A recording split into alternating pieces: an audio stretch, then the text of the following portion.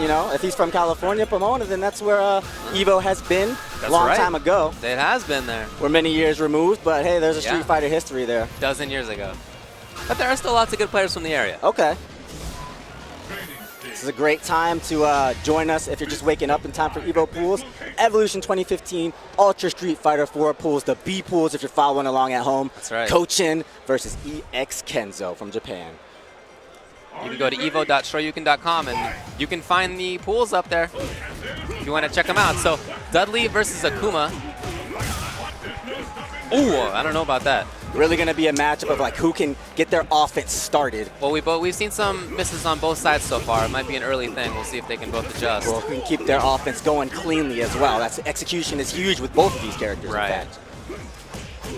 Oh, again a big miss. That's an early miss. It's going to cost him, but Kenzo lets him go with just a small punish as well. Really not too bad. And then a level 1 focus, and he let it rip. Nice whiff punish there from Kenzo.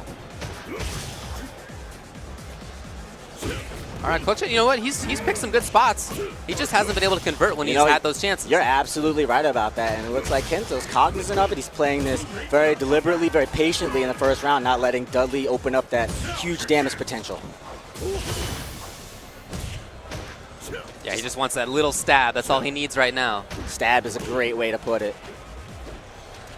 He'll just poke him down, peck him down. Okay, there you go. Take it nice, slowly, and easily. Again, avoiding the huge damage potential that Dudley has. Yeah, he had a good spot for himself, and he wasn't overcommitting. He probably would have had anti-air Dragon Punch, too, if that had come. Dudley is very much a raw power character. You want to take advantage of an opportunity like this. You know what? That could have been bigger, though. Oh, what a reaction! Beautiful from Kenzo. That was Japanese Akuma. So good. Saves himself there. And again, you see him pumping for anti-air Dragon Punch right there. That's something that Kochin can take advantage of. Dudley has the move speed on the ground and the counter pokes to be able to get in if he's expecting that. Okay. Nice adaptation from Kochin. Trying to play around the focus game. The backdash wasn't fast enough. Some great reads from Kochin, but just not able to follow all the way through. Oh, hey. Here comes. No! That should do it. This time, though, Kochin gets the links, and that's a good thing to see from him. He'd been dropping it earlier in the previous round. Trying for the whip punish, a little bit slow. Kenzo's game plan is just slow and steady, not overextend himself despite the huge offensive potential of this character. Yeah, but at the same time, I feel like he's not really taking up spots on screen as well. I mean, you know, he turned it into something, but he wasn't being too proactive. You're right. He's very passive so far. Uncharacteristic for most Akumas, but still controlling the pace of the matchup. But he's always had the anti-airs ready. You know, he has been. But I feel like that's why you're playing that style, is to be looking for anti-air. Oh, no. That's the big link again. Unfortunate whiff. Good stuff. Kenzo, first game. That is yeah, you can see it on his expression there on the right, Kochin. Yeah. He had some chances. He really did. Yeah, plenty of chances. That could have been a completely different looking matchup if any of those links had hit. Yeah, exactly. It's just the explosive power of Dudley. You know, one hit can go into a round. Akuma has slightly better escape options than Dudley does comparatively, but I mean, even still, he can make him pay that much more for them. Couplet. Again, that anti-air, and I really feel like Kenzo is just looking for that. And it looks he hasn't been too active on the ground. It's really been just looking for the jumps. And this style looks like maybe it's getting to Kochin a little bit. He's getting a little bit frustrated, a little bit more straight buttons so far in this round, in this game. Well, this is definitely looking good for Kenzo right now. He's just trying to swing his way out. Kochin is. Oh, he's looking for a fireball. You know what? Actually, has Kenzo done crouching in and kick into fireball? Has that happened yet? Very little, I would. Yeah, I don't know if that's happened more than just once or twice. So that was a big bet. If your opponent is showing that a lot, then fine. I understand going to Ultra 1 trying to get through because it's not a true block string. Right. So match point now for EX Kenzo. He's just having such trouble cracking the ground game of Kenzo. Yeah. He's being flustered into throwing out buttons from afar like that, big whiff, whiffing his way in, putting himself in harm's way. Right. Ooh, what a backdash timing. Oh, returning the favor with buttons, and that working out for coaching. Yeah, here's the links he needed. That was exactly what he wanted. Okay, fine, Kenzo gets out, but I like that Dudley finally showed he has the combos. Yeah, and he forced him to take a risk on the way out there. He's getting himself back into the game. He's going to have to avoid this stun. It's mounting him. Oh, yeah, no. yeah. Oh, the big miss from Kenzo.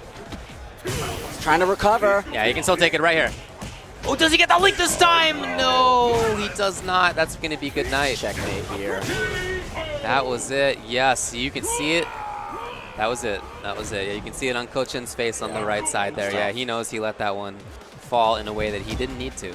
He had enough chances. Yeah, he had enough chances. You know, he can go. He'll walk away from this matchup saying, I think we're on a similar level. I just didn't play to my best today. And that's unfortunately the name of the game. It's EVO, a 2,000-man plus tournament. Yeah. I mean, just making it out of pools is like winning a small tournament with some strong players. You're not going to be able to get by, most likely, getting through your pools without facing somebody very strong. I wonder what happened in that pool where L.I. Joe beat Gonzalez. I heard Ricky made it out of the pool in winner's side, but I'm not sure who qualified in losers. And Gonzalez was a good player who a lot of people were expecting to make it out of that pool. Yeah, and he's a player that can really cause some ripples in the bracket, just being a Seth character that a lot of guys have less experience with, and just an unorthodox character that has so many tools. You know, he can get 2 games off of you very quickly. Yeah, but I don't know what happened to him. And that is so emblematic of EVO. That can happen. It does happen every year. Every year something like that happens. It's just impossible to avoid. So let's briefly talk about some of the players to watch in these pools. Yeah. B1 has Ron Masama, BJ Unchained, and Valmaster. Actually, that pool is ridiculous. That is crazy. We got Ron Masama. He's from the southern part of the American He's from states. Louisiana. Louisiana. I think he lives now in Texas, though. Did he move? Yeah. It's hard to keep track of these guys sometimes. BJ Unchained, Northern California. Probably the best Cody, certainly on the West Coast at least. Yeah, and he's definitely fighting for top in the United States. I would give that to him personally, and he's been doing very well recently as well. He has been. And then Valmaster is the best Chun-Li player in the world and has been a major threat at a whole bunch of major tournaments. Look for him. Pool B2 has Cast Blanca, one of the strongest Blanca players. He's from Mexico. Really think he's good. Yeah. B3, Sherry Genix is in there. B4, well, that's where Viscant is. Yeah. EVO champion. Yeah, that's true. In Marvel vs. Capcom Not even 3. the Ultimate. No, not even Ultimate. All You're right. B5 has Reketsu, the strong Vega poison player from Japan. Also Keoma, although he's not attending, so never mind. And Bronx Puerto Rock, Akuma player from New York. Pool 6, B6 has Gact, Remy Blue. B7 has LPN and After Death. B8, Kazunoko. B9, Super Uriajo, really strong Japanese Geef player. Kurokiba, a DJ player from California. German Luger, Vega player from the Midwest. It's B9. We'll talk about the rest. But let's just the button checker we're going to... I'm not sure if this is for reals or not. We'll find out in just a second. Looks real. like it's it looks like it's real. So Brent is cool. Is Southern California Rufus player. I think that he's probably, in my opinion, he's the strongest Rufus after Ricky and Justin. Okay. And then he's from Victorville. And this is Xiaohu, sorry. From China with Rose. Lil Hu. Brent knows Rufus versus Rose super well. Exactly. Plays against Filipino man pretty regularly. He is not going to get caught off guard by the character. We'll see how Xiaohu maybe as a player plays it differently. Sometimes that can actually cause you harm when you think you know the matchup. You get a player with a different style, a different look on the matchup. That's true. Looks like Xiaohu is playing patiently in his first round. No surprise there. Rose is a very deliberate character. She controls the screen a lot. Not overly offensive, like Rufus really will turn things on. Right. Now Brent with the life lead, but he's still trying to land that dive kick. Doesn't want to let Rose get comfortable and establish her range and go to work, and he seals the deal. Yeah, I really like that string from Rufus being able to cancel now. I feel like that's such a good buff. I think it really opens up a lot of options with the characters. Just a lot of variety. One of those fixes that just worked out very well. Oh, jungle there. Some good damage on that. Oh, yeah. Good block. He's not going to get caught by empty jump into a close medium kick. He knows that too well. Nice use of the meter there to blow through, put her into the corner. Delays the dive kick. Now going to work. Some nice reads coming out from Brent. It's cool. Ooh, good throw tech. You know, Xiaohu looks ready for a lot of stuff, though. He knows the setups that Rufus is going for. Yes. He hasn't been caught off guard. And he's very patient on the defense. I mean, he's getting caught with a dive kick here or there, but it's Rufus. You know, he's keeping himself present in the game. Right. Okay. Again, damage. Yeah, man. That's good. Oh, I love the idea. Goes for it, yeah. Oh! Roundhouse. Oh, wow. The mobility right now from Xiaohu is really making it work, but that's it. He's cornered himself. And so now Brent is in. Can't take any chip. Oh, he's not going to seal it. No. Drops it. He's all the way through to the strong. He just didn't finish it. Xiaohu stays patient. He's able to clutch it out. It's a good start from Brent in this round, though. That's for sure. There's Wow, the super cancel, good start. Right? Just making sure that he still knows how to do it. Yeah. And the stun. It did stun. Red focus. Can't ask for much more than this. Yeah, this is... Wow, that was quite a response right there. Quite a response. Is that Filipino man behind him? That is. Strongest Rose in the U.S. Like I said, I really think that Brent is the strongest Rufus in the U.S. outside of Justin and Ricky. And even among those, I feel like he's gaining a lot of ground.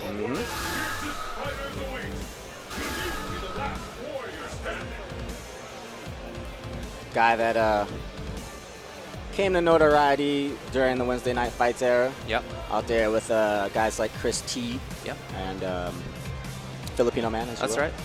Mark Teddy as well. I Teddy. heard Mark Teddy did really well in his pool earlier. He was playing in an A pool. I don't know whether he qualified out of it, but I heard he was wrecking shop on his way through it. You got to fight Guy at 8 o'clock in the morning? Right, yeah. That's tough. That is tough. Which way do I block? Oh, I'm dead. Actually, I heard that he beat a really top Japanese Guy player in his pool, 2-0. Man, I hope there's some footage of that. Yeah, right. Getting right back into it. Xiaohu, down 1, up against Brent is cool. Xiaohu, Douyu TV, all the way from China. It's the battle of the century. Fight! Right in there immediately. Very insistent play. He's No been, finding, EX, yeah. he's been finding that stand roundhouse quite a bit. No, Brent, I think he's playing the right game. He's taking it right to Xiaohu, but Xiaohu is showing he's got some buttons. He's able to make some reads and turn them into damage to keep himself into the pace of the matchup. Yeah. Staying mobile. Okay, yeah, I really like this.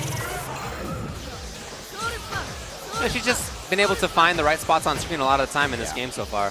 And what she's getting out of this, she gets to build so much meter. That was 3 fireballs and some blocks that Brent really was going to let go uncontested, and that's free meter for her. Right.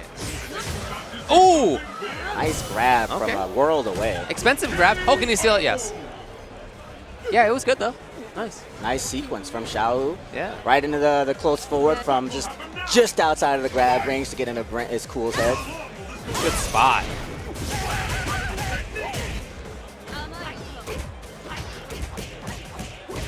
Oh, defense is failing a little bit now from Xiaohu. Goes to the air-to-air. Nice recovery. Oh, drop, but then still recovers. Nice reactions from Xiaohu to salvage it. It was, but unfortunately, he dropped those 2 bars. Yeah. You know, that's a loss for him. He would have loved to still have those, but he's got his ultra. He'll be able to make some of that back. And some positioning as well, and that's huge. Walking him out all the way to the line. Oh, but he betted on that anti-air. It was a little bit late. The angle on the jump HP pays off for Brent. I like Brent coming in there with the spin. He's seen her backdash after that EX every single time. So Brent comes in. Oh, the trade, 1-1. He's really mixed it up a lot more in that second game, Xiaohu. Despite the fact that Rufus here is the character that should dominate the offensive game, Xiaohu is showing that he knows when to stick some buttons in and calculate that risk, really get something off of those buttons, and that's how he's staying in these matches. That's how he won that. So Filipino man talked a little bit with Brent right there. We'll see if he had any impact on this.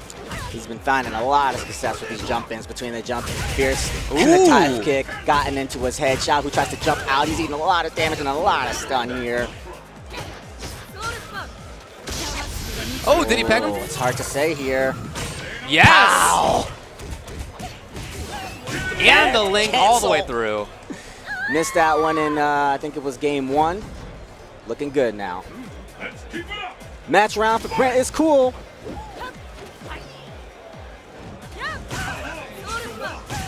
Wow, that was really big. Here comes Brent now. Can he follow up? Oh, this time she does not do the backdash. He's finding the openings from every point on the screen now. He's really gotten into Xiaohu's head. Oh, there yeah. it is. Not looking good for Xiaohu right now. Is this gonna? No, it's not gonna seal it quite, but very close. Yeah.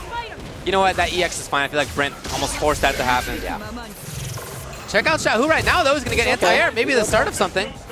He just can't take chip. He can't even block EX Messiah right now. I think you really needed to hunt that stun down because now you're in this position where, hey, I can't take chip like you said, can't get hit, can't even trade. Oh, there you go. Yeah. There you go. Brent moves on.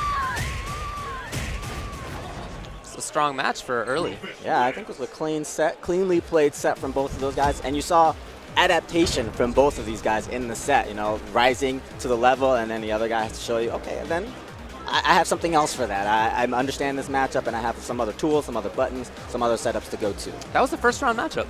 Whew. Wow. That's tough for Brent and Xiaohu. Yeah, coming man. all the way from China and then having to play against one of America's finest. Yeah, and somebody who knows the Rose matchup quite as well. Yeah, that's definitely unfortunate. Okay, this is a second round matchup between Mad Catz Tokido on the right. Been a top level player forever. Of course. And how long has he been coming to EVO? I don't know, 14, 15 he's years? Been to EVO since the first one. Yeah, so, right, since 02, I guess, yeah. 13 years, and I'm not even sure if he was at B5. I don't remember, yeah. I don't think that he was, Okay. but starting with EVO, and I think that he might have won his first EVO now that I think about it, because EVO CVS2, I will win and show Tokido pose. One of the first guys to really ham it up in front of the camera, Tokido. That's right. Taking it from CVS2, he had his own winning pose, guys. You could look this up on the internet, I'm sure you can find it. Before he was the murder phase, he had the Tokido pose. Yep. Well, what will it be this year from one of the best? Well, he's hoping he makes his way through. Okay, we have the names backwards. Yep, we got it there. Spriggan out of Chicago area. Oh, he is also Akuma. Uh-oh. Now you don't know who's who. Now I don't know who's who.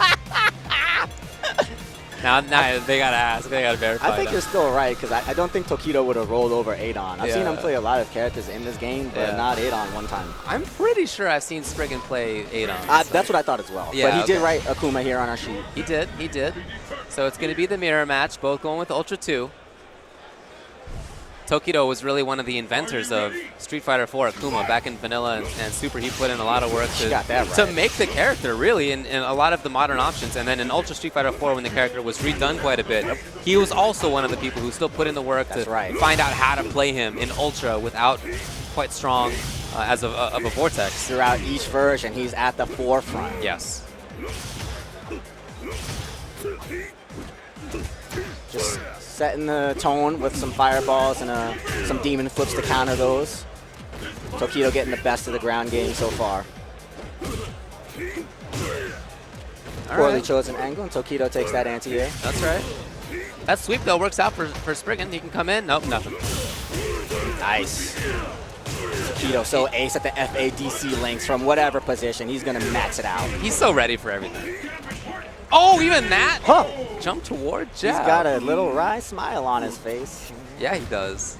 We'll give you the benefit of the doubt on that one there, Tokido. Man, I wish I had such a cool playing pose.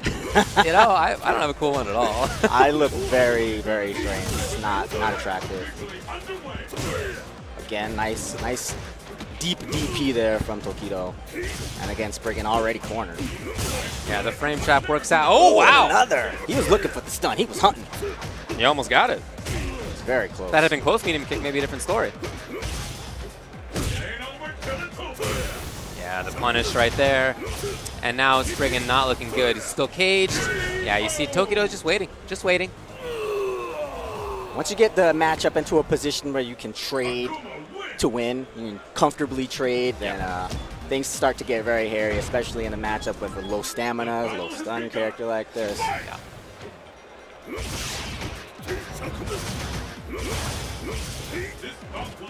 Tokido plays a much more grounded style of Akuma than he did in previous games, but that makes sense for this Akuma. And it was very beautiful the way that he just did it.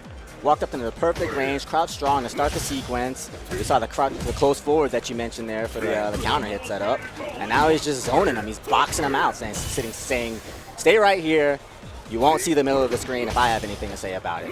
Well, Spriggan did get away, but even still, I don't know what he's going to be able to set up. He hasn't been able to make anything happen. Even, you know, that it's just it's not backed by anything. It's just sort of throwing it out there. Hopefully, it works out, but he's not setting it up in any kind of way. And it's hard to do that against somebody like Tokido. Tokido's going to be ready for those just thrown out options. Right, being so experienced, he's going to have a look at it. Anything that you might consider unorthodox, you're really going to have to bend your mind to surprise this guy. Yeah. Oh, no. That was the challenge, but he unable to confirm. Here's a confirm. He's going to have to get a lot out of this. Ran out of meter. I feel like he was looking for a backdash there, but just Tokido playing patiently. Oh, that's it. Woo! He's so fast on that. He does not. I think I've seen him miss that once ever. He's so fast. I remember when he started playing Ultra 2 a lot, he added a button to his stick so he could more easily do that motion, but he took it off. Oh, did he? He did. You can see it's just a regular stick. You can see it right there. Yeah, yeah. And he just is really good at that motion. It's not an easy motion. It's not. It's not like you're just doing medium kick and then the Ultra 2, which is bizarre. It's like up, up, up or something. No, you have to do medium kick, then teleport, then the Ultra motion. That's right. And you saw Very how fast. fast. Yeah, you didn't even see the teleport animation. Right. Very fast cancel. He's really good. Cool stuff. Great execution from Tokido. No surprise to see him moving on in the set of B pools. Yeah. Spriggan's still going to be alive in the losers for at least a bit. Here's somebody I'm looking forward to. This is Lucky D on the left side of your screen. He's an American player. He's from Massachusetts, and he plays Dalsum. He is one of the few remaining Dalsums in Street Fighter 4. And I like him a lot. You know, I follow that character pretty closely. I used to play it. And I like him because he consistently has new ideas with how to play. He's still coming up with little tricks and little frame traps even, and ways to find the right spot on screen, which is everything as Dalsum. Yes. So I'm always impressed by him. I totally agree with that. As a Dalsum player, at this point in the game, you really have to be comfortable with the character, really be inspired, really desire to push the character that much further.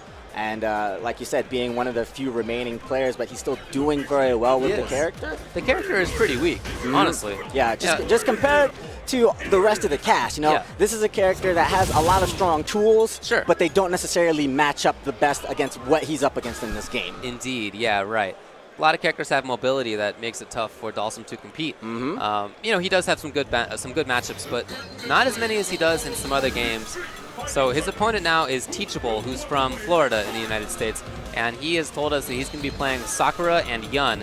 And as a sim, those are not matchups you want to see lined up against you. Ouch! You do not want to see that. This is a second round matchup in Pool B25. So going back just a bit to Dalsum, he's a character that excels in the neutral game. As long as he could keep the matchup in the center of the screen, he's going to be comfortable. But Sakura, like you said, very mobile. She's a character that can walk him down and start putting the pressure on him very close, and that's not where Dalsum wants to be. And she's so good at that pressure, and Dalsum is so bad at getting away from it in general. It's just sort of the way that archetype matches up is not in Sim's favor. But yeah, in this sort of situation, mid-screen, sure, Dalsum will play here all day. Even in matches like this, that's where he's strong. Now, and one of the things about this matchup is that triple option of jump-ins that she has between jump roundhouse, jump fierce, and the jump tatsu. All of those are drastically different as far as hitbox and hurtboxes are concerned, so they're harder to anti-air, and you kind of have to commit to one, sometimes before you can even see it. So look for Teachable to bully his way in through the jumps. Yeah, that's very important. And even if Sim trades with those jump-ins, which we saw him do against the Hurricanes, that's great. Because as Sim, much more important than life, unless it's none, is just spacing. Just get her off of me. Just the spacing. Don't let her up close. Yeah, so Lucky D is playing this very well. Yeah, see there, again, he's willing to take that trade, and he did trade each time. Yeah. But great. It's exactly what he wants. So Teachable's going to have to find some other way to move. It's working out nicely for him, even despite sometimes that trade knocking him down. The positioning is still working out for him, so it looks like he's really put some work into this matchup. All right, here comes Teachable now. This is where he wants to be. Yeah, he's got to get something off of this. Overhead. Lucky D fighting his way Oh, out. Big we whip. found it. The super's there. And he's going to move. Where's he going to be? Oh! So You saw that tricky. coming. Even if you do see it coming, it's hard to know exactly when he is on the other side You're of right you. about that. When He's doing over your that- head. Yeah, when he's doing that drill, I don't know where his middle is. It's 'cause pretty ambiguous. Yeah, that's what counts. If you block a cross or not, is where the middle of the opponent is Yeah. as they're moving It's a over beautiful you. setup. And that's tricky. It's a beautiful setup. Yeah. I really like that there from Lucky D. That's what I mean. I think he was the first person I saw do that setup. And that's not a new setup, but you know, a few years ago, I think he was the first one I saw. Nice. Training stage. Fight locale. Chosen. Showing a lot of potential with Dawson.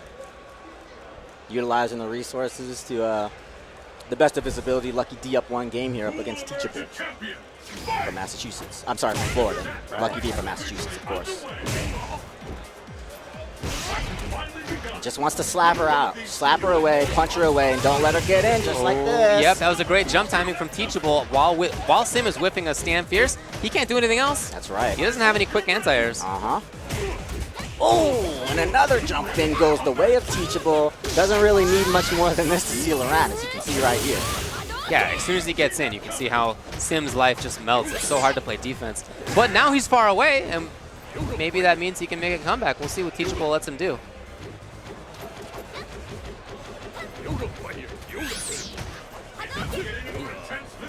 Looks like Teachable recognizing that he's done enough work in this matchup and just not trying to overextend himself, but not quite sure how to seal it out. And I think the answer might be the EX double kick. What is that? Higuma Otoshi, whatever. Yeah, that the move is called. Otoshi, yeah. Lucky D is throwing the fireballs. But he's forced. He's still getting Teachable frustrated. This is not over yet. Slides in, gets the grab. Well, here comes the setup. Where's it going to be? Oh! It's supposed to be Ultra, I'm pretty sure. Oh, no. Teachable's letting this one fall. He's got to wait for the fireball. Letting this one fall. Got to wait for the fireball. Who can't That's see this. Tries to Checkmate. stay over. And so I phrased it as, let's see what Teachable lets Lucky D do, because I really feel like that's what it's about. When Sim is way down on life, he does not have good comeback potential. So it's really about his opponent letting the Sim player make a comeback. That's really what it's about, and that's exactly what happened. Counter-hit. Lucky D running away with this one. This Dawson is just a polarizing character, and if you're not experienced in different aspects of the matchup, then it can get away from you. And I mean, and what we saw in the last round was him not really recognizing that he had a tool against a couple of those fireballs that went out. He put himself into these positions that just put him in harm's way. Fighting his way back here in the corner. Big drop on the combo from Lucky D that might have been able to seal the round. So now a chance from Teachable. Good block. Oh, gets away. Showing that setup in the corner, some refined play, but not able to get anything off of it. This could be it. That's basically it. Yeah, it's going to be chip if nothing else. Nice. Smart stuff. Lucky D moves on and winners. Dulcine wins. I think Teachable probably wants that round back where he had the life lead. And, you know, he got hit by some stand fierces and he moved in and got whiff punished on his jump with the grab. So Yeah. didn't go ideally for him. Yeah, don't want to harp on it too much, but again, like in that round, Lucky D threw, I think, 2 or 3 fireballs before he was able to kind of steal it back. Those were the opportunities for Teachable to seal that round, and not being experienced in that portion of the matchup kind of implies that, you know, maybe he's not fully experienced in the Dawson matchup. So he took it to the position where he was comfortable and where he knows Sakura does well against Dawson. He got up close, you know, he bet on those jump ins and he got a lot out of it, just not able to seal the deal. So he moves on. I should say Lucky D moves on. You want to go back to talking about the players? Sure. All right. Who we got? B10 has Tanpi, Japanese Viper player, number 3 Viper. Very good, very good. Yeah, I mean, I've seen him do well Long-time in player. tournaments. Sure. Long-time Viper player. Absolutely. B12, Nuki. Speaking of longtime players. Oh, Nuki! Oh, Nuki. He's back. All That's the way cool. back at EVO, man. Legendary player. This is a guy whose name was mentioned right there with Daigo. Yes. If you're not well versed in the older, you know, Street Fighters. Turbo. top-level player, one of the best Chun-Li players across a whole bunch of different games. He was Amazing. literally Daigo's rival in a couple of Yeah. games. Yeah, for sure. And now he's, I guess, playing Seth in Chun-Li. Makes sense. Also, Boken from the upper Midwest. I think one of the better able players in the country. He doesn't travel quite as much, so you don't get to see it that often, but he is really good.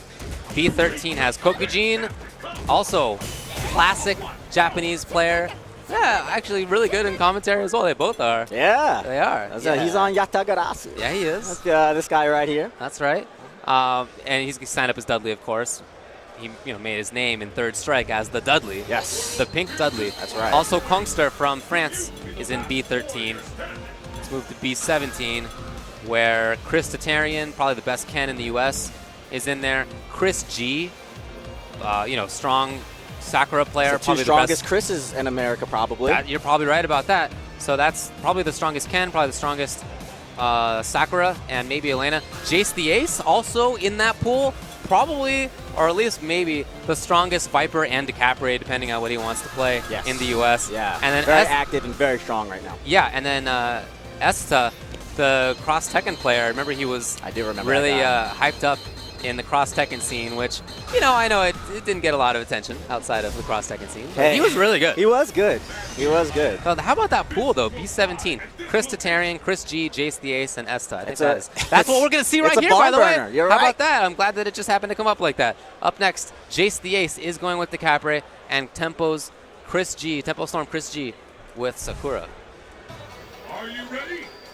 Fight! They're both ready for this one. Jace the Ace, SoCal native, spent some time in Japan learning from very strong players, and I really think that vaulted him to the next level. Man. Oh, yeah. He really got a new level of understanding about Street Fighter. I absolutely agree, and I love his DeCapre because it's so tricky. I feel like a lot of the DeCapres use Scramble, that little air teleport thing she has going on there.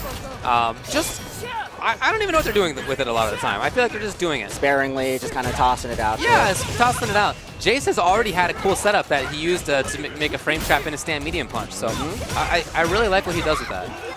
That said, here comes Chris. Combo drop from Jace, and Chris taking the opportunity, doesn't get the meaty fireball in that setup, and Jace with the reactions to recognize it, apparently. Back to neutral, some meter building from both.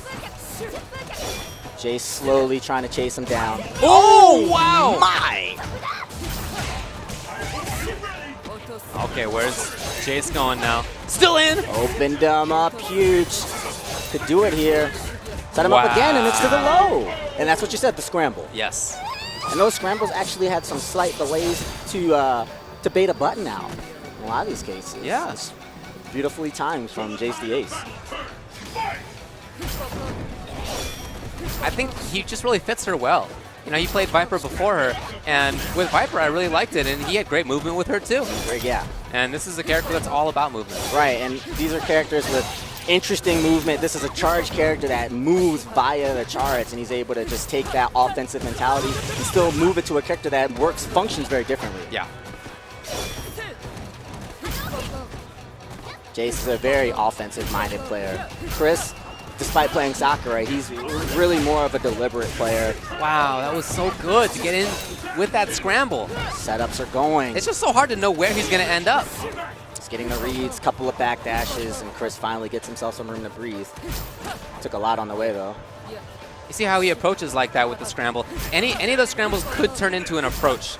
It could be he could be up close all of a sudden, and so as Chris G playing against that, I guess he's defaulting to just sort of waiting it out. Exactly.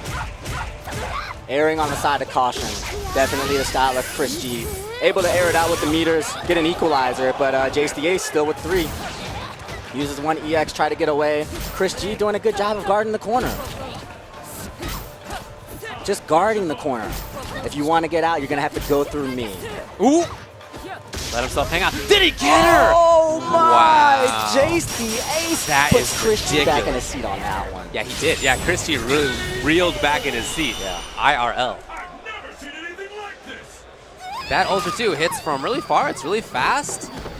He took him right out of his comfort zone with that one. Yeah, oh yeah, dude, this upcoming game now, as Chris G, when you saw that happen? Yes. how are you going to move around? Right.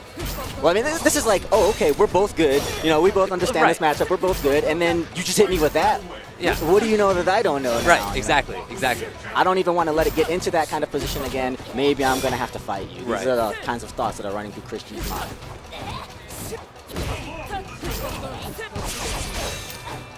That's safe. Jace very comfortable approaching Chris G. Wow. You see there, Chris G with the winning record against Jace, but things change. They do.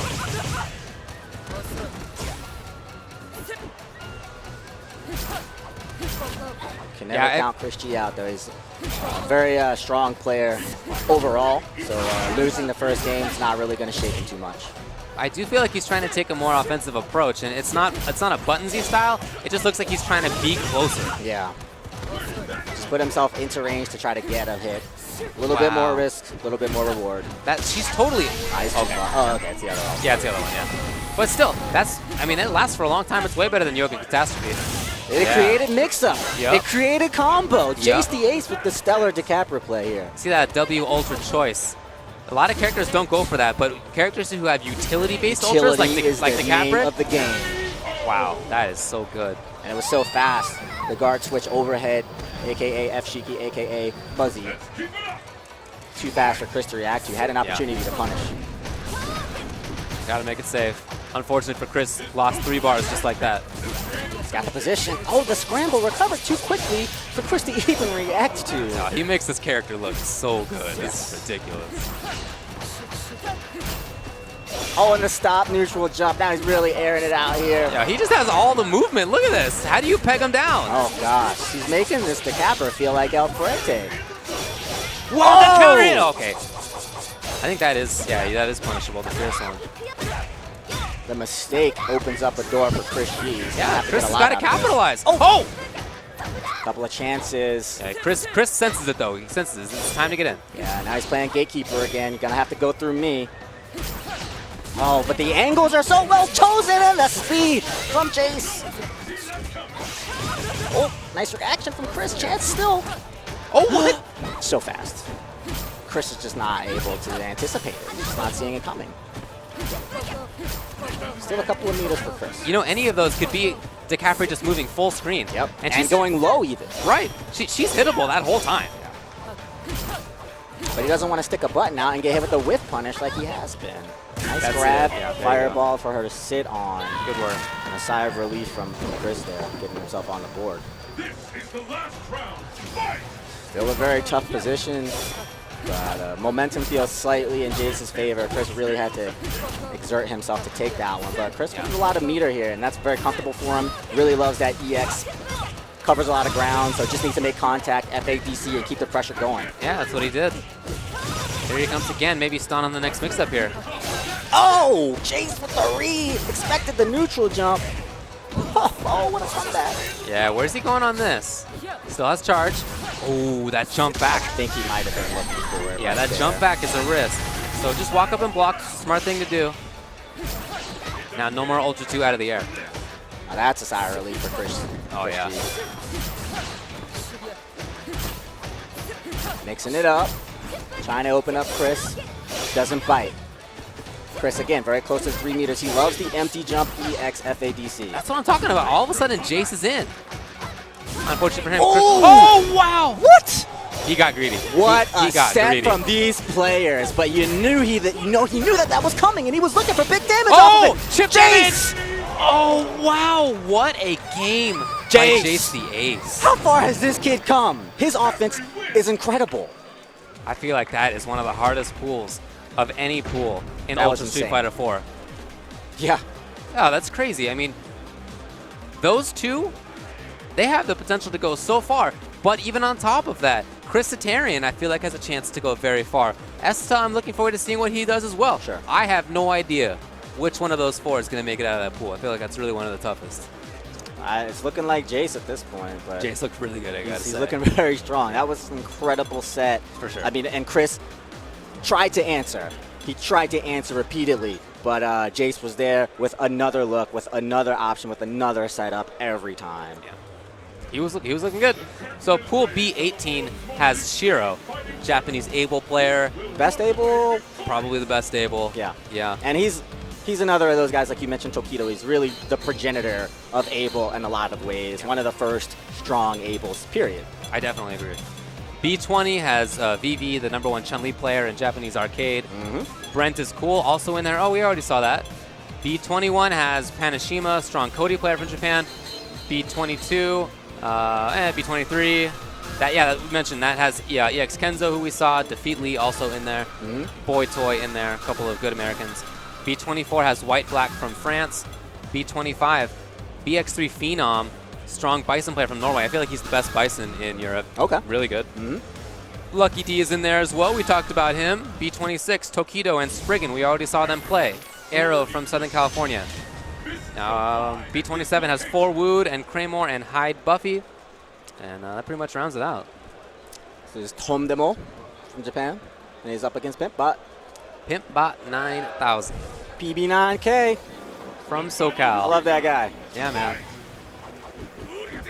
Just a good old able player. He's been playing Street Fighter 4 for as long as it's been out. Sure. That means a lot at this point. Yo, you're old school if you've been playing since it came out. Dude, That was 7 years ago. That was so legit that it just broke you out of commentary from me. Yo, you're old school. You've been playing Street Fighter 4. Seriously, though, Meaning, 7 years? Think it's about true. this. It's legit. When Street Fighter 4 came out, I had been playing fighting games in the FGC as long as now these players have in Street Fighter 4. You guys are legit. I started in 02, and when SF4 came out in 08, Yeah. I was like, I'm a legit old school player. Okay. Yeah, you're right. But so now they should feel the same. Everybody at home, even if you couldn't make it out to EVO, if you've been playing since Street Fighter 4, you're officially old school. You made it, folks. Ultra David has vouched you in. You made it. It's the battle of the century. Pimpbot 9000 from SoCal up against Tomdemo from Japan. Okay. Early warning sign to Pimpbot right there. I like how you put that. Early warning sign. Just to let him know. That's a punish. Indeed. Ooh, little stutter there. Opens him up, but nothing off of it. The offense is looking clean for Tomdemo. Ooh, good whip punish though, and then doesn't get the combo. Oh, well Unthrowable. chosen against the grappler. Yes. Oh, punish please. No. Is that is he gonna do roll? Oh yeah, okay. Smart play by Tomdemo. Yes. Good round. I like some of the counter pokes that Pimpbot had. And he had that step kick. Just didn't get a combo out of it, but I like that he was reacting with it. It's good. That's basically able. Yep. If you're not doing that, you're not playing able. Right, and it's just going to be a little bit tougher against EVO Ryu because he's got so much to say in that game. You know, he's whiff punish into big damage as well. Yes. There we go. Oh, misses the link. Chance for Pimpbot. Gets the backdash. Keep in mind that got the damage off of the focus as well. But he'll move. Ooh! Just a little bit far. Wow, Open this up. harassment. Oh man, Tomdemo finally convinced to sit still. Oh, what? but he's putting himself in harm's way, not looking for the chip.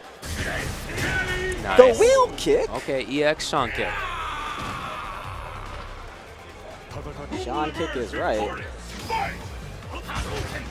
Got that EXCOD. We haven't seen that one yet.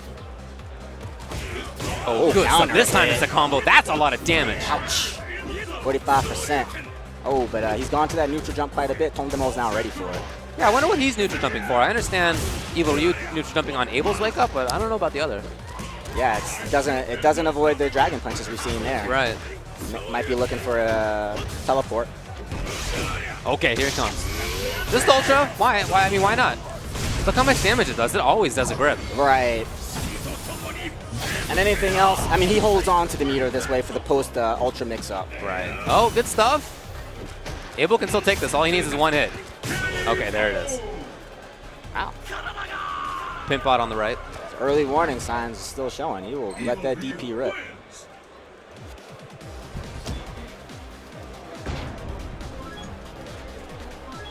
Yeah, I guess it wasn't just an early thing. Sometimes people will just do that early in a set just to convince the opponent to stand off a little bit. But no, that's been pretty consistent. Oh, really letting the stun mount here. There it is. Get some meter out of it. And just takes the simple knockdown. Wow. Pressure behind all this meter. I think he can finish it here.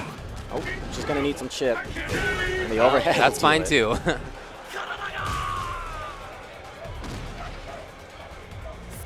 So match point now for Tom Demo. Oh, didn't see it in time for the cancel. Here it is. Oh, why not? Can he make anything happen? Yeah, the DP. He's really been bringing it out a lot.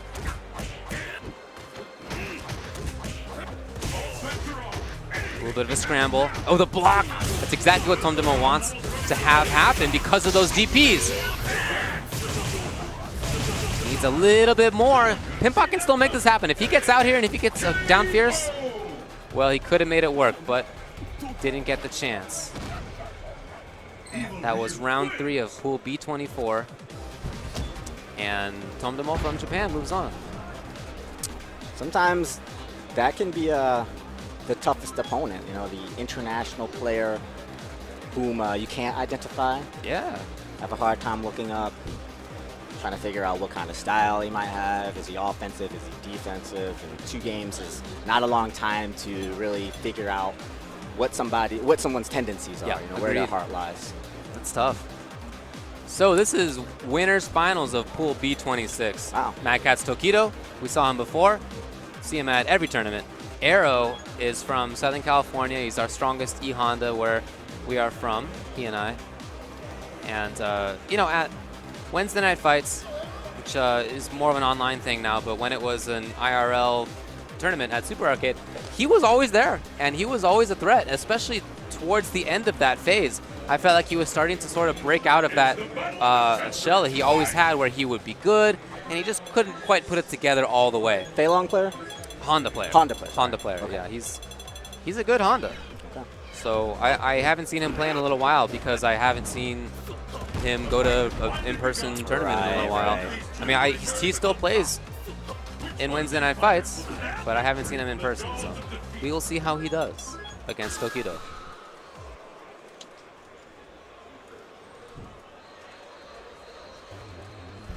Well, he'll have his work cut out for him up against the Akuma. Yeah.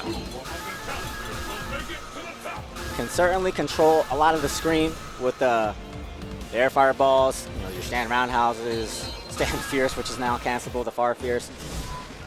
You know, I went back and I watched EVO 2009 recently, if you recall. In the top 8, I think, or perhaps right before the top 8, PR Balrog picked E-Honda against Akuma as a counter. Yeah, really? Yeah. I don't know. Wow, we were crazy back then. I think that it was because the focus got him low under the stand roundhouse. But I don't really think that's going to come into play here. These characters have gone so far beyond just stand, roundhouse, and focus and all these kinds of things. For sure. Just a tough matchup for Arrow. Yeah, I agree. And that was tricky. This is just where he doesn't want to be. You see how he didn't cancel that? He just knew it would stun. He knew already. Shout out to Tokido. Wow, Even the read on that. beautifully Yeah. spaced. Ooh, no. Not what he was looking for, I believe. No. Kind of got that auto incorrect input. Unfortunately, gotta let things go. Just gotta slow down the pace a little bit here in this second round. You know, Akuma's ground game got a little bit better in this version. His the whole tricks and whatever, that's the air game a little bit worse. But his ground game is better, and that is exactly what Honda does not want to have. He does not want to play against a better ground Akuma with faster fireballs and more buttons that can cancel into whatever. And better close medium kick. You know, that's not good. That's not good stuff for him. Yeah, this looks like he's getting just a little bit frustrated, walking into a number of fireballs there, but he found himself a command grab. Couldn't keep the pressure going. So Tokido has him in the corner now after that command grab. Kind of hit perfectly timed right after the block stun from the fireball. Jumps back there to bait the headbutt, didn't come out, but Tokido just played to the position. Yeah. There we go. Wow, okay. He was ready with that was one. a ton. And if, yeah, I was going to say, if Tokido had the wrong escape there, that could have been bad news. Oh, I thought he could just let it rip on the neutral jump. Might have been able to catch him. Oh, you know what? Maybe you're right. Oh, let him in. Ooh, yeah, you see him faking the fireball. He tried to get away. No. Tokido Arrow. with that expression still. Yeah, he's playing precisely to the position. Arrow's looking to just get in with the charge to threaten the fireball range, and Tokido just playing him right outside of it. Yep. Let's get started. Fight! How long will this go on? This is it. The fight we've all been waiting for. It's definitely not where Arrow wants to be. Unfortunately, I feel like he sort of put himself there with that stand roundhouse, moved himself into about this part of the screen, and he's been stuck there since. You have to think about that opportunity This cost jump back, sometimes. though, what is that about? He'll walk into a number of fireballs, he jumps back, and it's like he undoes all the work that he did. Right. I hope you're ready.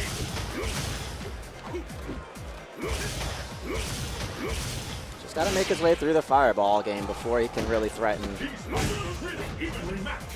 And here's the corner now. Oh, That's one's -2.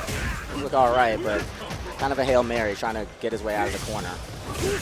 Oh, nice EXDP, seal the deal. yeah, just make sure. Insurance. Wow, even an anti-air fireball. Whew, that's beautiful. And Arrow still just hasn't been able to come in. When he has moved forward like that, he's landed on fireballs, he's been anti-aired with Dragon Punch, or Tokido takes control immediately with walk-up grab or stand roundhouse. There you go again.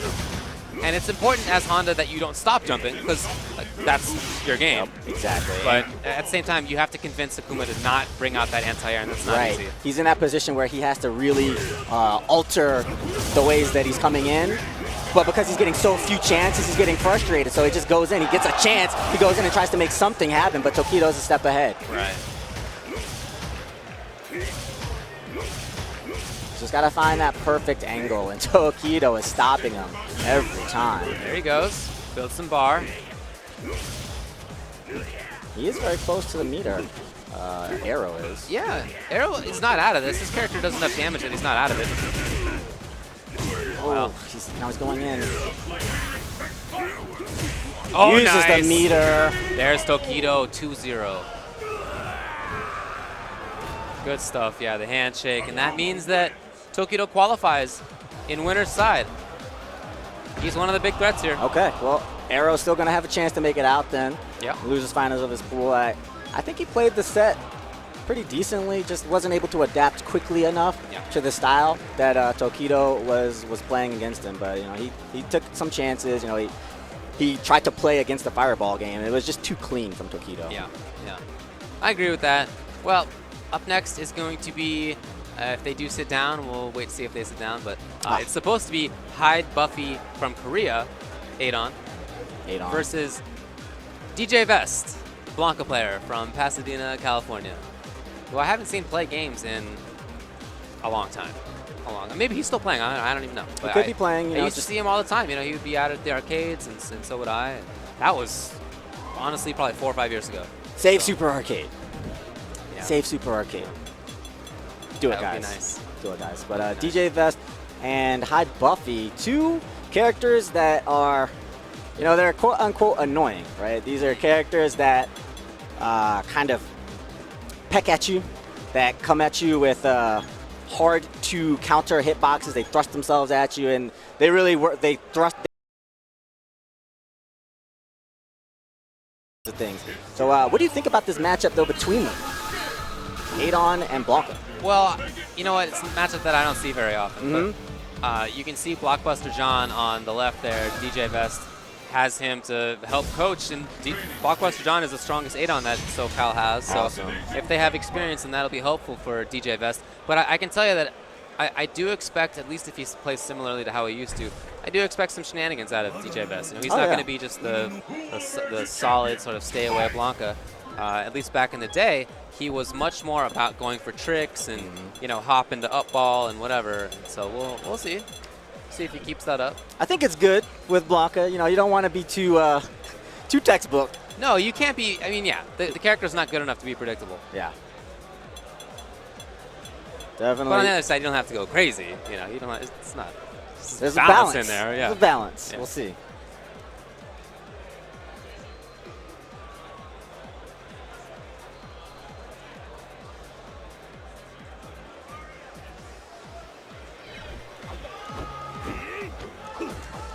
so they're just going to check their buttons and then get going. You see Pepidai to the right there as well, behind High Buffy. Pepidai, the El Fuerte God. That's right. Yeah, he's pretty good, huh? Pushing the character in new directions. His Twitter is amazing. He just tweets random Fuerte epiphanies all the time. Oh, really? It's just like, I understand how he feels so much. It's so awesome to me. We'll see some of him later, I'm sure. Yeah, I hope so. He's certainly one of those people who you expect to try to get pretty far. Yeah. But he's not playing right now. It's Hyde Buffy, who has gone with Adon as expected, and UG DJ Vest, also Blanca as expected. Yeah, I'm just looking for a lot of kind of funky movement on DJ Vest's part. Yeah, there's a lot of back and forth I would expect between these two characters because neither of them play into the other character's strengths. You know, they both have decent ground games, or rather better than decent ground games. Good ground pokes, hard to anti-air angles, and not the best anti-airs. Yeah, that's true. Yeah, that hop forward, that's what I'm talking about. I remember that. Like Hyde Buffy just patiently figuring out how should I make my way in against this Blanca. What kind of reactions does he have? Right. What kind of buttons does he have? Yeah, everybody has their own take on which buttons they should press and when. It's important to learn early. And it's very, very cautious play there. A lot of just ticks and the grabs.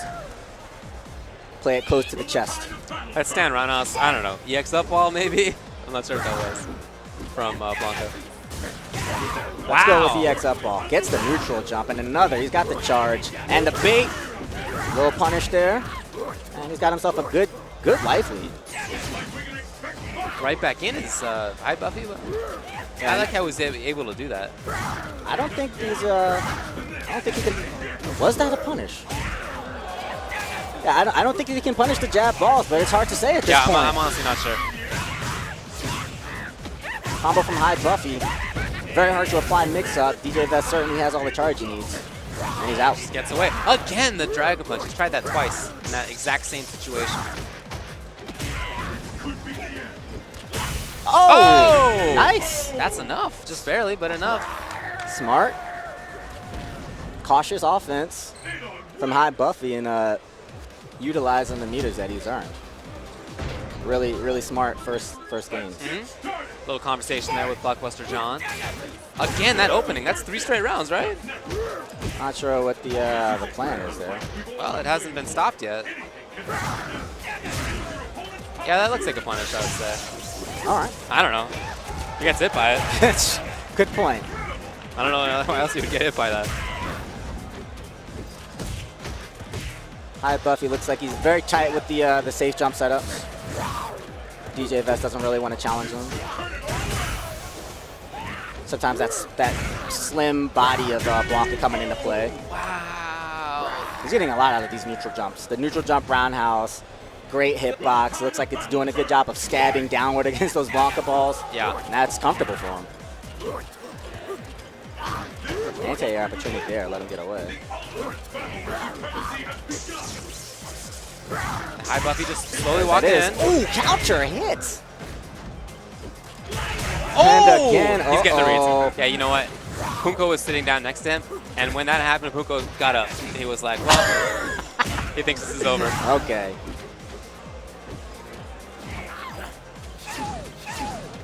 A little bit of quick meter. Yeah, what's DJ Vest going to do? Well, he has to be active, it looks like. It looks like Hyde Buffy is not going to come in anymore, at least not as much. We can see that. He's given DJ Vest too many things to think about. So he's getting the opportunity to build meter, do whatever he wants. Yeah. And DJ Vest is letting him do it. There you go. Finally gets the ball to counter the Jaguar kick. He does have Ultra too. I imagine that's, I don't know, I feel like that would be useful against Jaguar kicks. You know, you're right. Being nearly full screen type of thing, might be able to get the anti-trip guard. Yeah, I would think sit there and throw it out. Wow, the reaction. The reaction. Very nice from Hyde Buffy. Not letting any of the shenanigans go. Did a great job of establishing momentum. And like I said, giving DJ Vest a few too many things to think about, and I think that's why he transitioned to a much more passive game towards the end there. Ooh, Ooh, nice one. okay. Coming up next is EX Kenzo, who we saw earlier on stream. This is pool B23.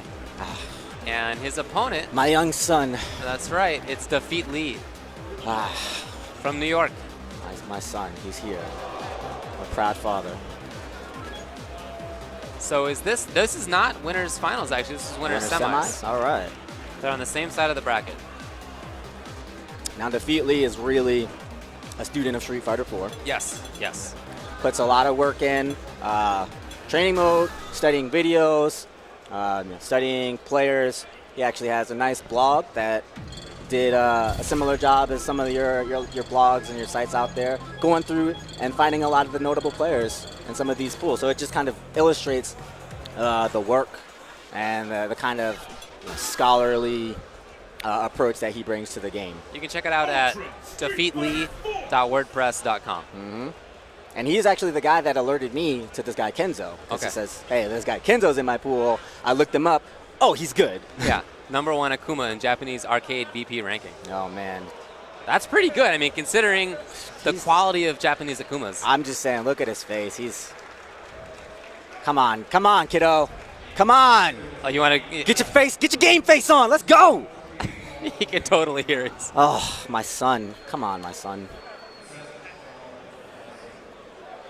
He's got a little evil, like I said, flanked on his right. So, Yeah. Next level.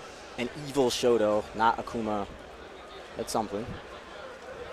His quote provided by Defeat Lee is, "I play cheap characters." That is right. That's true. He only, whatever is the best character in this version of the game, he's probably playing that. And then whatever the character that does best against the best characters, that's probably a secondary. There you go. Yeah, I feel like that's Elena. And he's very confident in a lot of these matchups against, like we just said, these the higher tier characters with Elena. You know? Yeah. He goes into the lab, says, "Oh wow, look at this. This particular block string doesn't work very well against Elena, the go-to Akuma block string. I can focus through this. I can EX whatever through Right. this." So he might have some answers for Kenzo, but like you said, #1 ranked VP Japanese arcades. That's Yeah. going to be tough. He was looking a little bit shaky when we saw him on stream earlier, but you know, that was already a few matches ago, and it was the first one of the day for him. Oh, You have to expect that he's settled down a little bit by now.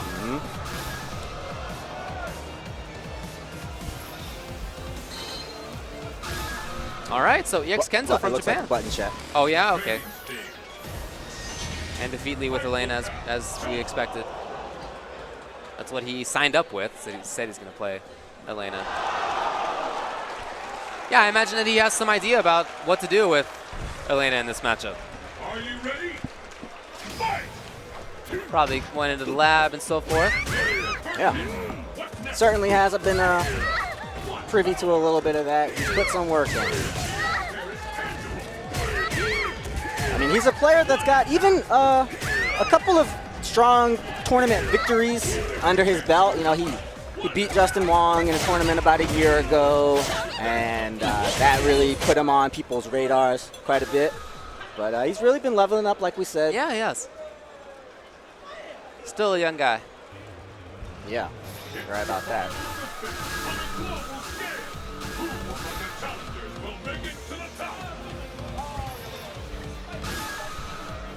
All right, well, now we'll see him. This is to get into winners finals of the pool. Pool B23. EX Kenzo from Japan up against Defeat Lee from New York City, representing good old Next Level. It's the battle of the century. She's confident in this matchup. She's got good ground normals. She gets a lot out of focusing those fireballs, building the meter. He's gone with Ultra 1 in this matchup. Oh, yeah, That's funky. going to be anti-fireball and probably anti some of those strings. Yeah, I'm interested to see that. I guess I would have expected Ultra 2, Yeah. but Anti-air fireball especially. oh yeah, that makes sense. she has the walk speed to really make it hard for Akuma, or really for anybody, to find the right spots. In fact, Akuma's probably better at that than most because of his walk speed. Yeah, and as well, she's got this very long-range focus, and the focus animation reels back, so it's hard for him to counter that like we saw him doing earlier with crouch forward into cancels. Right. Oh, there you go. So he has it. Ready for that one. Now he's shown that he's going to block high after the that low sometimes. So we'll see if he Defeaty switches to the break dance to go for the cancel and the low mix-up. Right. Very important to have both. Oh, chanced an anti-air there. Saw no fireball, just crouching medium kick. Playing it safely. That is one of the weaknesses of Elena's game. Here, oh, a little bit late. Oh, but his shots chance to his Elena. chance. He's got to recover. Full link. EX? Oh, Defeat Wow. Lee with the clutch to take the first round. And yeah, it was that crazy hurt box she has. She is programmed weirdly, and she's not where she looks like she is. She's slippery. Yeah, that's one way to put it. Slippery. So she dropped right out of that combo that Akuma had, and that was basically it. One of her weaknesses is the anti-air game. The reliable one that she has is the EX Dragon Punch, which of course requires a meter. He's not going to want to use that. And we see Kenzo getting in via the air quite a bit to apply some pressure. This time, all right.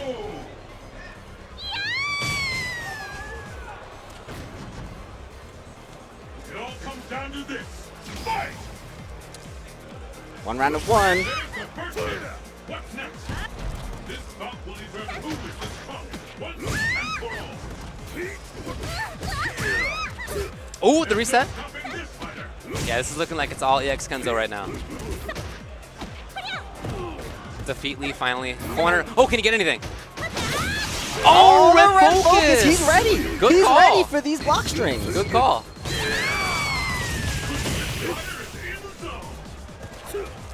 Setting up offense.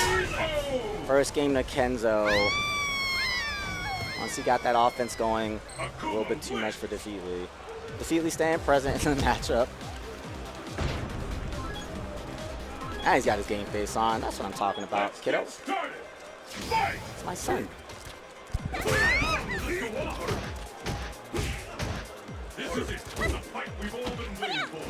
Nice, he rallies there. Doesn't want to get pushed to the corner. Finds a little opportunity for a dash. Applies some pressure. Yeah, looking good right now. Yeah, so he is establishing that low. Super important to have that. He's really got to tighten up this anti-air game. I think that's what it's all coming down to. You know, he's able to get his offense going, but he's not able to stop Kenzo when it's Kenzo's turn. Oh! No. Wow, okay, Elena can get something. Well, Very nice. not all the way. At least he was able to get himself something. Right. Finally, the anti-air's there. EX DP, but it wasn't quite enough. He's getting a little bit impatient to seal it. Goes with the EX Rhino Horn for the chip. Oh, it looks like it was an actual punish. It is an anti-fireball attack, but it looked like it might have just caught a chip.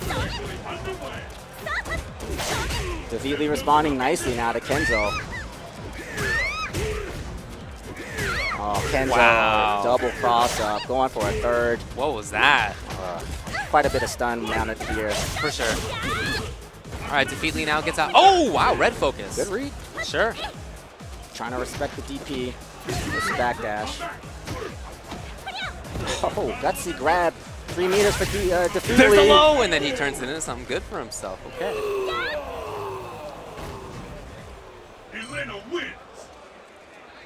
What we see from him is being able to threaten the DP from outside of the DP range. So he backs away on the wake up. Kenzo's scared to DP. He doesn't want his DP to whiff, but Defeat Lee's still in range for the low forward and the break dance or whatever, and then he can create mix-up. He gets a lot after the knockdown if he can play it correctly. Oh, it doesn't react to the neutral jump, but gets himself a grab. Defeat Lee put himself into a great position in third game.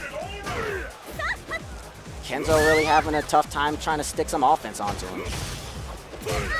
Well, that's a good whiff little punish. yeah. in there. And then just not a whole lot. Oh. Yeah, you see him, he's really defaulting to safety first. Defeat Lee in those situations, just block. Yeah, again. Jump back roundhouse with Fierce could do wonders. Some of these situations. Oh, he's in the air, unfortunately. Beautiful sweep. Ooh! Next hit's gonna take this. He's got that EX Rhino horn. Throw the fireball. Wow, He yeah. threw the fireball. You were right. You were right. Threw 2 of them, in fact. What will happen now?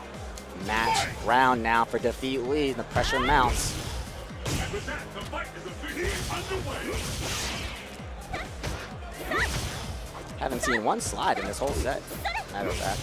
If he gets it out early enough, you're right, we'll yeah. go under the Hadouken, but playing just Yeah, very, super safe though. Safe, like you said. I hope you're ready. Gets a grab, backs off, the teleport. That's okay for Defeat Lee because he puts himself closer to the corner. He's got to tighten up this anti-air game. I mean, Kenzo's getting some great angles, but Defeat Lee doesn't really want to let him just keep jumping in and getting into his face. That's where Akuma shines. Able to get up close, able to force some mix-ups. Uh-huh. This match decides the winner. Match round now for both players. Oh, early on the punish. Lets him get away with a lot there. That is going to be tough to jump in as Elena like that. There, he answers though. After the knockdown, he answers with the EXDP, so he's stopping the pressure. Wakes up with a grab. Works out beautifully for him. Gutsy call, but Defeat Lee trying to snatch the momentum back into his favor. That Gets the red. right focus. The meter is gone now for Kenzo. Defeat Lee. He might have it right here. Oh, and the stun even. This is going to... Oh, what? Oh my The little God. reset maybe? Is that intentional? I I don't know hope. what he was doing. I think he wanted a grab, and maybe he just didn't grab. You're ready. Gotta seal the deal here. Defeat Lee. One more hit'll do it. Kenzo still with the Ultra. Oh, Defeat Lee's still playing that very cautious game. Yeah, slide will take it. Lots of things will do it, but... Oh! That was the first time he's tried to press a button in that situation. Oh, this could be it. Oh, Defeat Lee, no! That was the one time. That was the one time. I don't know what it... It's a heartbreaker for Defeat Lee and Next Level. Had the match in the palm of his hands, but Kenzo steals it. A couple of quick mix-ups. The empty jump low sealed it. That was winners is finals. just... It's tough. That was to get into winners finals. Oh, that was winners That semis, was like winners you said. semis. Ouch. Wow, Defeat Lee. That poor guy. That is a tough way to go out because he had been playing so safely with all of those demon flips. And then the one time he pressed the button was not even just a raw demon flip. It was after fireball. So you like definitely don't have time to press stuff. But He just wanted it too bad. I guess. He had his eye on the Yes. prize. Yeah, that's really Got away sad. from him. That's a heartbreaker. You know what? Shout out to DX Kenzo. You could see how excited he was after he took that win right there. Because he knows, I mean, it almost didn't go that way. He was clutch, you know? He was. He was clutch. He did what he needed to do. He settled in What can you say? his position and he ran his combo. So he's a better sure. man today. And he'll move on. All So who right. we have next? All right. Well, up next we have Tondemo from Japan. All right. And Tondemo he's going back to up. be using EVO Ryu.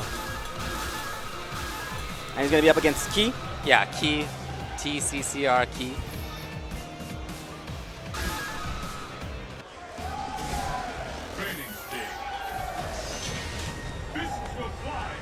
Who is from Costa Rica. Yeah. That's cool. Bonilla, Costa Rica. With Abel. So Abel versus EVO Ryu. That's what we saw Tondemo play against before, that same matchup, right? He was up against Pimpot, right? Yeah, Pimpa. That's right. That's right.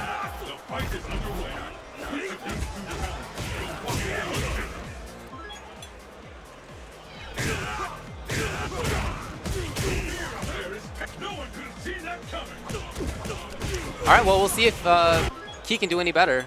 Yeah, if you know anything about Ki and you're Costa Rican, you can tweet us. I'm at SkiSonic. David is at Ultra David. Let us know. Yeah, you know what? We're always trying to look for more information about players. Yeah. We don't know everybody. It's hard. It is. It is. 2,000 players. Yeah. 2,000 plus. So we would love to know anything that you guys have to say about these players, whether you played with them, played against them. For sure. So let us know. This is Pool B24. It's the winners finals.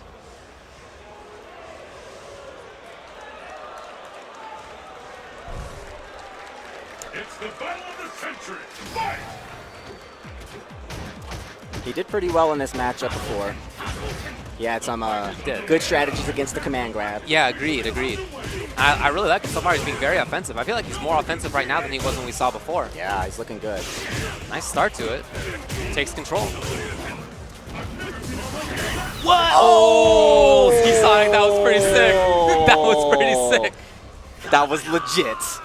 Wow. Tondemo Let's keep it up. beautifully chose an option select to cover the roll. Yes. That's precise. That's precision. I've never seen that OS. Usually when neither. people OS against Abel's wake up, it's with the grab, right? Because you can grab that roll. But no, that's super cool. I mean, that just goes to show you, some people look at the option selects and they say, oh, that just makes the game simple. That just makes it easy. But that was extra. You know, he Yeah. worked at that. He created that or you know, found it, whoever made Yeah. that. That was deeper than just your OS. For sure.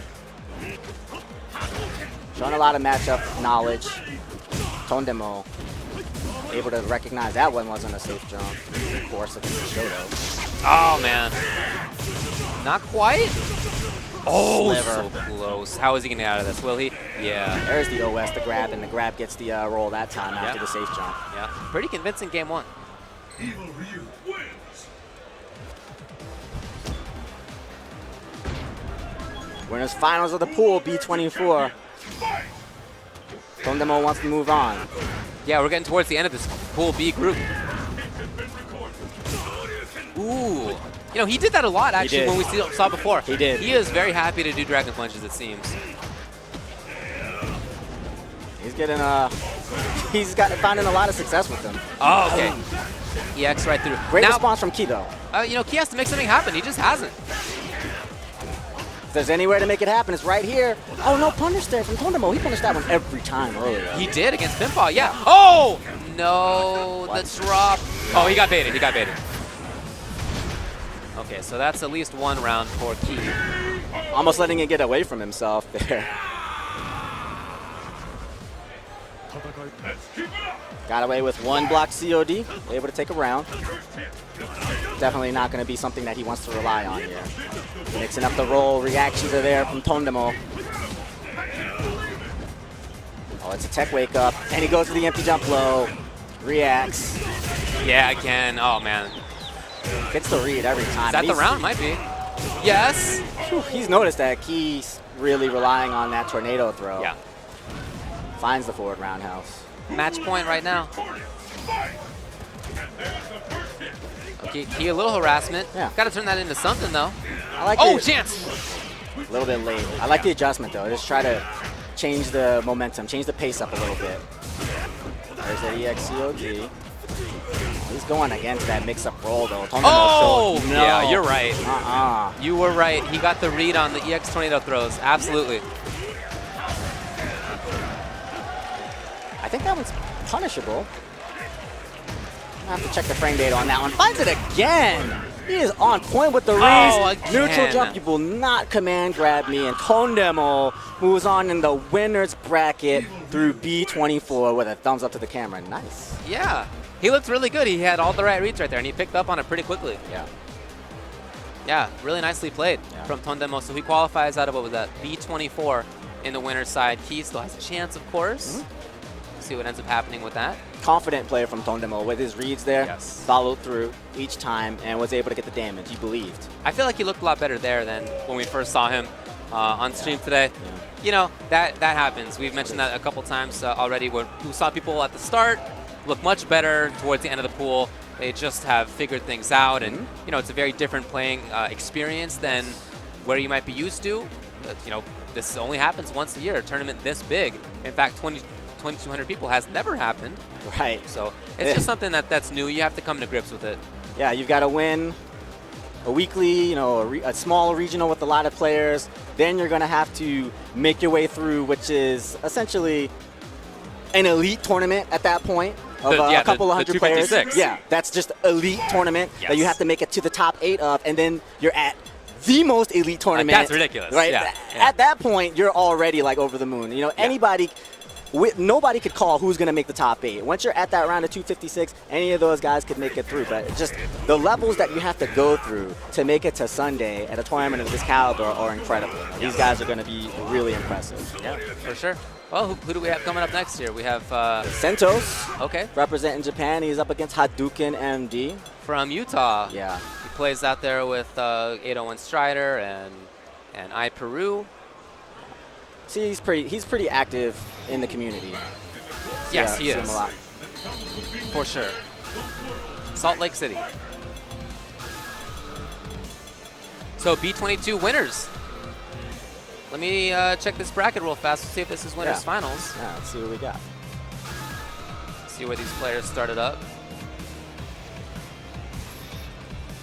You know what? Yeah, it looks like they started on opposite sides of the bracket, so this should be winners finals, the pool B22. Anyone else stick out in that pool?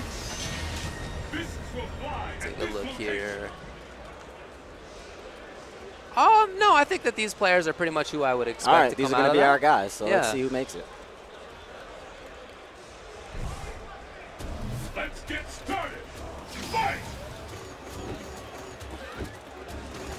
It's all about putting up that wall of buttons as Chun. You saw he already was trying. Stand strongs. Nobody does that forever. Yeah. Yeah, this is Bison really wants to control the ground. But like you said, Hadouken MD wants to really set up that wall, not let him get comfortable throwing out stand forwards, stand roundhouses, and scissors kicks at will. Oh, wow, what a chase down. You know, you keep wanting to expect that to turn into a head stomp, but it hasn't yet. That's a Getting the mix-up. escape. Stop the focus there. Woo! I really like his mobility with Bison. Staying tricky. Yeah, he is tricky. He is tricky. With a character that is typically played as a very grounded, buttonsy sort of mid-rangey character, and then maybe you get scissors pressure, but it's very, none of it is unconventional typically, so it's cool to see an unconventional style.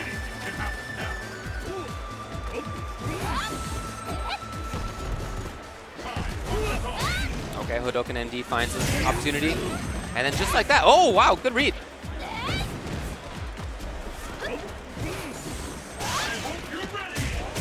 Both of these guys really having a pretty tough time sticking to each other. There's a lot of Oh! glancing hits. Yeah, for sure. Sentos getting the best out of the damage exchanges. There it is again. And he's used his meter for them. Meanwhile, Hadouken MD with 3 meters. Trying to make something happen. That was pretty cute. Oh! Turn it into, oh, saves it. Saves it.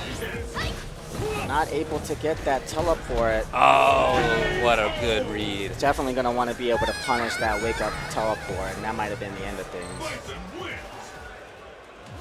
Very elusive, very tricky style of Bison from Sentos. Yeah. You see Gustavo talking to his buddy there.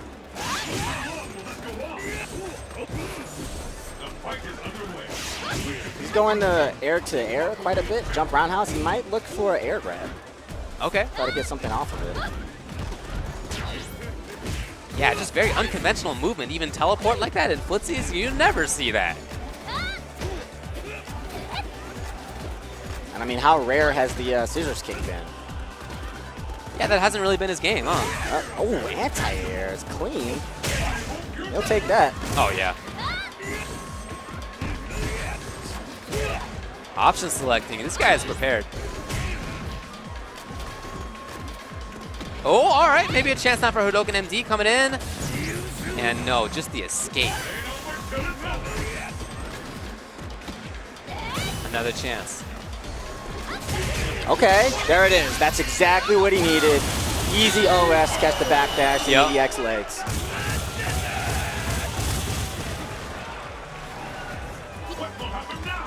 Might have been out of meter, Sentos. Oh, here Well we go. chosen. Those slides are just really interesting because I don't know, maybe he's doing them at max range, but you see that so rarely. Right, it's that he's out and then he's right back in, and you're not expecting it. That's more of that tricky style of Bison that was very uncommon. Yes. Oh, didn't seal it. Again, it's not head stop. You keep thinking it's going to be a head stop or else just like a fake doubles at some point. It hasn't been. Sticking to it. Yeah. Oh yeah, Hadoken ND starting to let himself get taught. He's getting he's giving a lot of deference to the EX Psycho on Wake Up. A lot of neutral jumps and a lot of back jumps. But Sentos has recognized that, and he's gone to that head stomp EX version and got a lot of damage off of that exchange. Oh, that big jump. Oh, walking up for the grab. Still coming with the grab. Get away once, there's another waiting for you. It's match point, Sentos.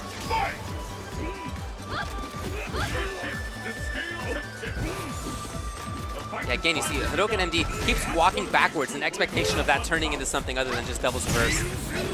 And that's been, it's just so unusual to see. It's just, he's staying so unpredictable from Hadoken MD's point of view. I mean, what was that, the first scissors kick that we've seen in a couple of rounds, and it was a reversal light out of a block string, walks up and grabs the crouch roundhouse. It's just stuff that you're not used to. Yeah, absolutely. Okay, well. I mean, this neutral jump strategy, it might even serve him a little bit better with another character in this matchup, but she's got a lofty jump, so it's even less time, or more time, rather, to try to get the punish. There. Oh, wow, she won this time. Surprise. You don't see that very often. Oh, he got it. Is that it? You know what? They've already shook hands. That is it. So winners finals, that means that Sentos moves on. And Hadoken MD is going to try to qualify out of losers.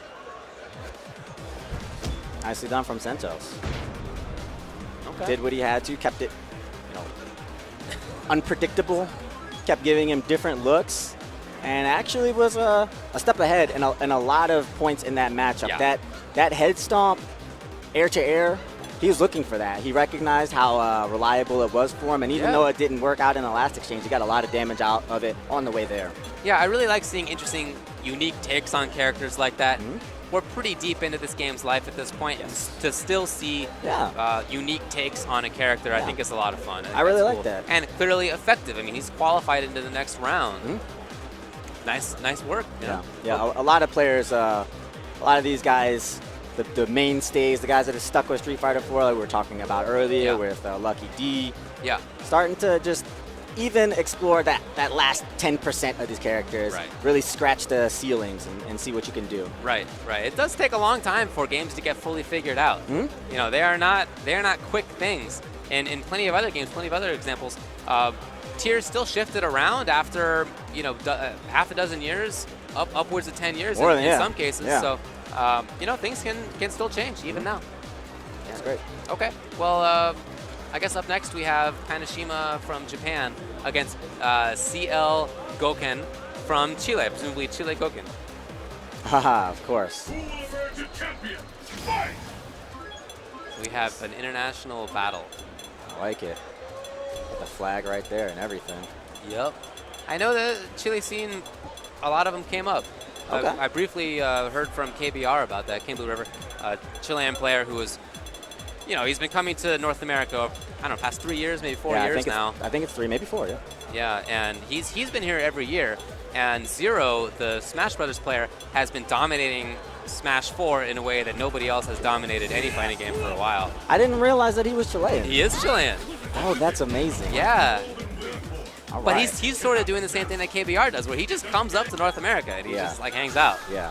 That's cool, yeah. So, I mean, clearly there's a lot of talent in that scene. He does the North American tour, makes it to a lot of tournaments on the way up to EVO. KBR has been doing pretty well this year. Look for him tomorrow in Ultimate Marvel vs. Capcom 3.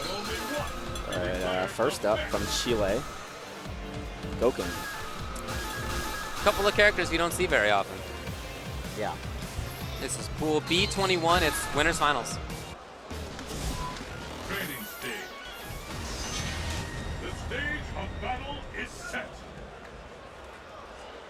Yeah, okay. Yeah, Tiger Sean was in this pool. We saw him at the start, I believe. Maybe that was last pool. I feel like that was Pool A's. Anyway, I don't know. Wow, what a start!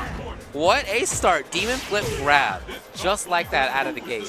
Hey, buddy, I'm crazy. Yeah, exactly. That is the lesson right there. I will do it.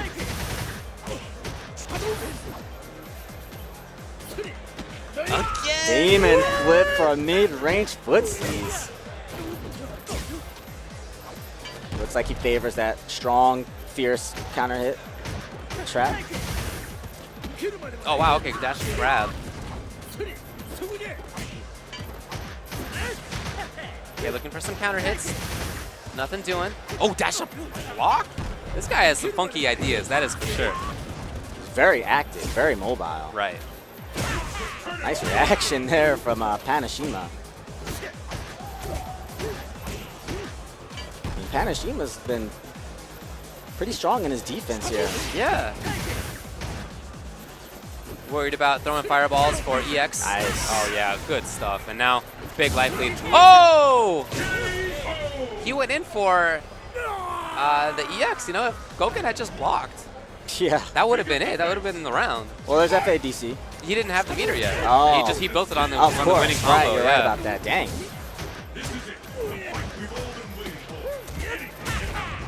So both these players are willing to take that risk. Surprise, yes! yeah. Wow. You said it. Hey, buddy, I'm crazy. And sometimes it pays off, sometimes it doesn't. Wow. Wake up, grab in the corner. Not sure what the choice was there. It's time to settle down. You know what? If there's value to being crazy. We know you're crazy now. Yeah, yeah. We know. Right. There's value to that, but there's also value to just like hanging out sometimes and like just blocking sometimes. Yeah. I mean, what the crazy is supposed to imply is unpredictable, but if you're crazy all the time, then that's predictable. Right. Exactly. Now I understand. Exactly. So slowing it down a little bit here.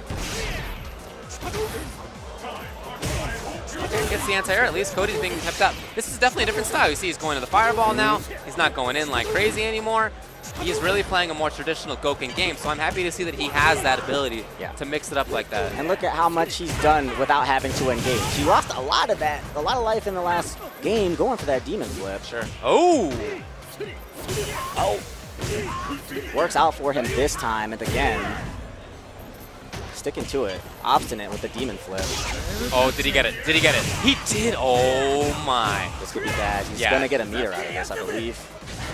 Just a bit away. Oh boy. Okay, what's gonna happen here? Does he have Zonk charge? Can't get close Does he have here. Zonk charge? Oh! What? Dude! Oh boy, that was...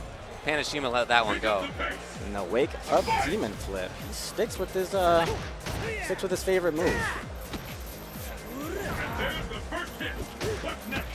Okay, well here's Panashima. Cody's one of the best in the game at that frame trap or grab game, so I understand just wanted to block. Oh, right through the fireball. Beautifully played round from Panashima. Again, he's looking for that so much.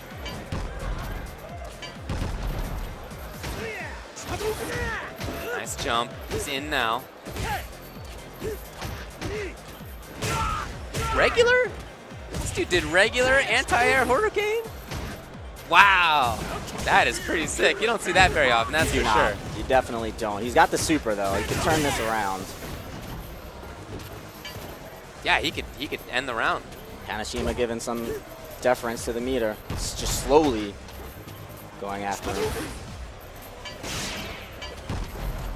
Gotta watch for the ultra. I like Panashima moving around a lot at that dash range for Goken. Yeah. That's really good. You do not want to get... Wow. Okay. Stand fierce. You don't want Goken to feel like he can dash in, grab, or play any sort of mix-up game like that. So I really like how Cody was moving to stay away from that. He's threatening with some max range dashes from himself as well. The character gets low, it's a pretty fast dash, and once he's in, it's scary too. So just not letting Goken get comfortable with any of that. Right. Oh, underneath the fireball. All right, Goken now maybe? Maybe time to get in here. Oh! Oh no, that's so big! That is unfortunate. He is up there forever. Is that it? Might be it. KO, and Panashima moves on over Chilean Goki. Now it's winners finals. Yes, sir. Hanashima through to the semis. See some Chilean players there next to him. That's cool to see. It's awesome how international EVO is. You know, maybe we're accustomed to having Japanese players come at this point, but Right. to have players from all sorts of other countries around the world, I think is fantastic. Right? There you go. There you go. Go ahead. Brett. So, if you're just joining us, of course, this is EVO 2015, the Fighting Game International Championships. You just saw Chile right there, the biggest open tournament of video games in the world, I think. I This is the think biggest so. ever every year. I feel like this is the toughest tournament in any fighting game, certainly, to win, this Ultra Street Fighter 4 2,200 person tournament. Yeah. I think it's up there for toughest video game tournament ever. There's just Yeah. so many people, and the game has been out long enough now, enough years, that every pool has a top level player. And once you get past that, we mentioned this before, but 256 person bracket that you get slotted into, every one of those has a legit shot at top 8. That is just crazy. It's unlike anything that we've had in fighting games before. Mhm. It really is. Every year, it's just the level of competition is rising as well. So like you said, trying to get through a pool without facing somebody strong is not going to be possible. It's just going to be a dream, because at this point, everybody understands. Everybody knows the game. The knowledge is out there. If you want to join in, you can go to YouTube. You can go to your Shoryukens or what have you, whatever Yeah. sites, your wikis, and so much of the knowledge has been put out there that players have matchup knowledge that's on a level that really coming back we're not very accustomed with, because we got players that are going from setup to setup to setup to setup, and they might not even be somebody that you know going Right. into the matchup, just somebody that has really studied, that's watched streams, that's been in the lab, that put work in. Yes. They might know you better than you know them. Right, right. That's always it's always tough to get through. So I think we've made it through the B pools. All right. Now the 10 a.m. to 12 a.m. pools. EVO always moves pretty quickly. It's not even yet 12 p.m. But I guess we've pretty much knocked that out. Yeah. What we're going to do now is go on a break. We will come back at, I guess, noonish, and that's say in less than 10 minutes. And we'll have the 12 p.m. C pools coming up then.